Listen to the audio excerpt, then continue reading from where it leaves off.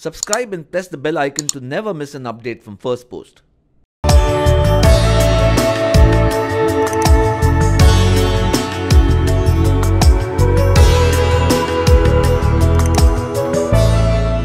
I would say, so there has been some scholarly work that has come out since my Aurangzeb book was published, which is fantastic. If I could go back and do it all over again, or if I were writing it now, I would include a section that considers more seriously his treatment of Shias. I have a little bit on it in the text, and it's not that I've sort of, done a 180 on it, but I think it's perhaps a slightly more complicated relationship than I appreciated at the time, and having read some new scholarship on that point, I would certainly reconsider it. I don't have more to say than that, and I suppose that's partly because I'm not actively thinking about Aurangzeb Alamgir anymore. I've moved on to a new book project.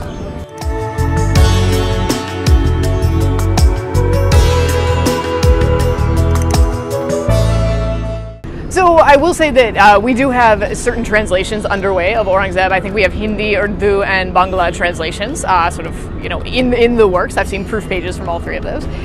So hopefully it will reach a slightly wider audience that way.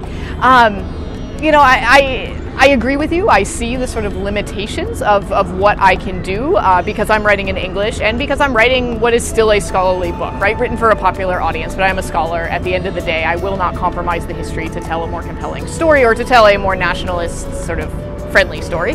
And so I recognize that will limit my audience, and I don't have a great answer to that except to say that nationalist pride has no place in my world in terms of the telling of history. If what you want to know about the past is whether you should be proud of it, I think you probably shouldn't talk to me. I have nothing to say on that point.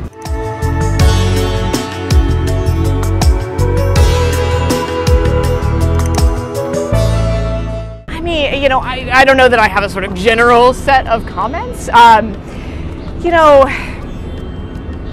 I think it's not a pretty picture when you have people being trolled so viciously.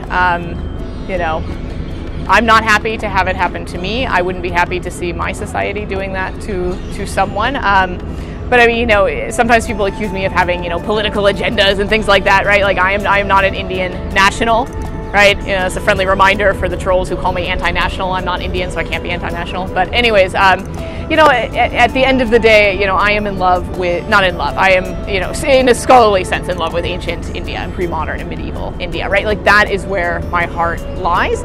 And I have to go through modern India to get to that. And I love speaking to modern Indians about it. But in terms of, voting and political parties and all that sort of stuff, I leave that up to Indians to figure out for themselves.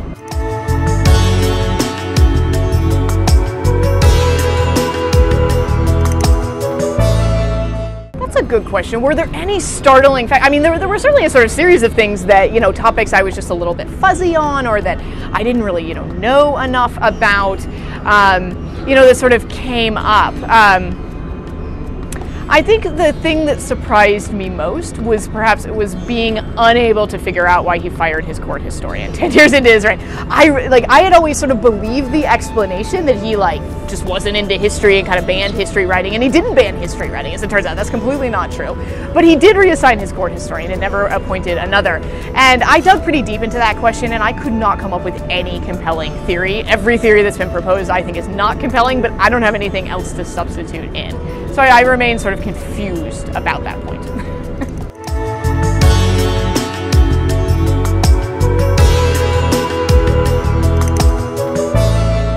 So, every single day I get hate mail. I get people who call me names, often in gendered terms, sometimes in racist terms, sometimes anti-Semitic terms. With great regularity, I get death threats. I get graphic rape threats. I have people threaten my family as well, including my young children.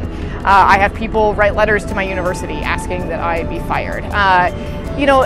This is a pain to deal with. It's not nice. It's not pretty. And so other historians look at this and they think, my God, why, right?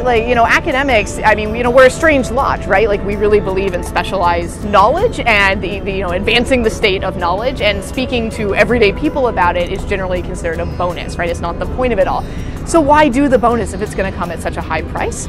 I would also point out that You know, one difference between me and many of my colleagues is that I do not have any family in India. And that is not true of many of my colleagues, right? Many of my colleagues are of Indian descent, both still based here in India and based in the West. And so they have grandmas and grandpas and families and children and aunts and uncles and moms and dads who can be targeted here in India. They also need to come back to India with greater regularity than I do because they're coming for personal reasons in addition to professional ones.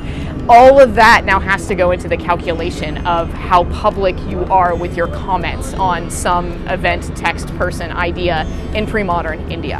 I mean, this is a really appalling state of affairs, but it is one, you know, in which I empathize with my colleagues. I actually often provide advice to people, other academics, about how to stay out of the public sphere because I understand that it's too high of a price to pay.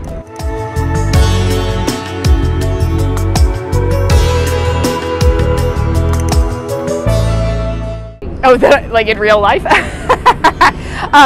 What do I love? I love spending time with my family. My most recent hobby is indoor rock climbing. I think that's a lot of fun. And I love coming to India. I love traveling around. You know, the India that I study and know a lot about is no more, right? Early modern India was quite a long time ago in, you know, in temporal terms, but even longer ago, arguably, in terms of cultural breaks and this sort of thing.